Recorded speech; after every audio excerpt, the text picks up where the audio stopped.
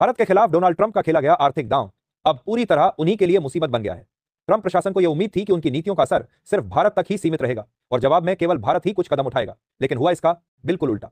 America के खिलाफ अब अकेला भारत ही नहीं बल्कि पूरे 33 देश एकजुट होकर खड़े हो गए हैं। नतीजा यह हुआ कि अमेरिकी उत्पादों पर एक के बाद एक लगातार प्रतिबंध लगने लगे हैं। शुरुआत भारत के सहयोगियों से हुई, सबसे पहले जापान, फिर चीन और अब ऑस्ट्रेलिया ने भी अमेरिका के खिलाफ कड़े कदम उठाते हुए ट्रंप सरकार को झकझोर दिया है। स्थिति यहां तक बिगड़ गई है कि ट्रंप अपने ही देश में घिर गए हैं। उनकी पार्टी के सांसद खुलकर उनकी नीतियों का विरोध करने लगे हैं।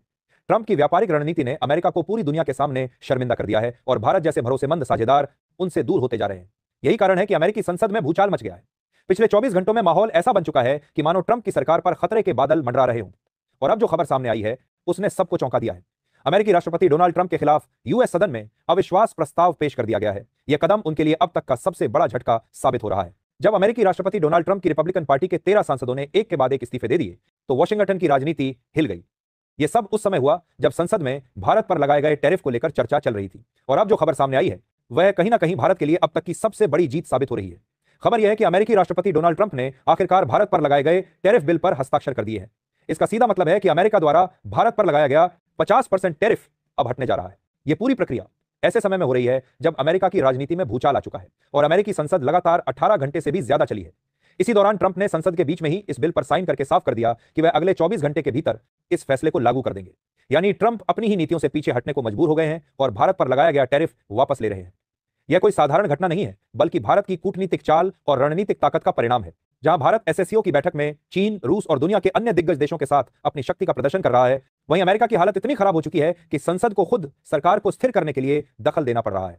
विपक्षी कंजर्वेटिव पार्टी ने साफ तौर पर ट्रंप पर इन हालातों का ठीकरा फोड़ दिया है और अब ट्रंप को उनकी ही पार्टी से बाहर करने की तैयारी चल रही है।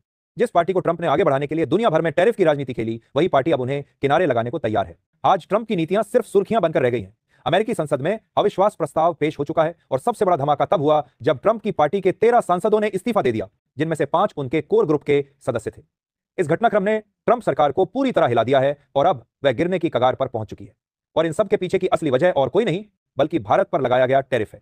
ट्रंप ने जो दांव भारत के खिलाफ खेला था वही अब अमेरिका को भारी पड़ने लगा है। भारत ने अमेरिकी उत्पादों पर जवाबी कार्रवाई करते हुए प्रतिबंध लगाए और अमेरिका को यह गुमान था कि अकेला भारत कोई बड़ा असर नहीं डाल पाएगा, लेकिन हकीकत अब उनके सामने आ चुकी है।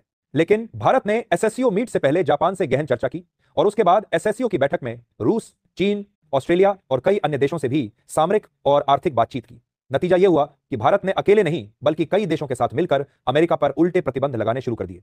सबसे बड़ा झटका तब लगा जब अमेरिकी डॉलर को दरकिनार करने का सिलसिला शुरू हो गया। जापान ने अमेरिका से आने वाली चावल की खेप को सीधा अस्वीकार कर दिया और घोषणा कर दी कि वह अमेरिकी चावल को अपने देश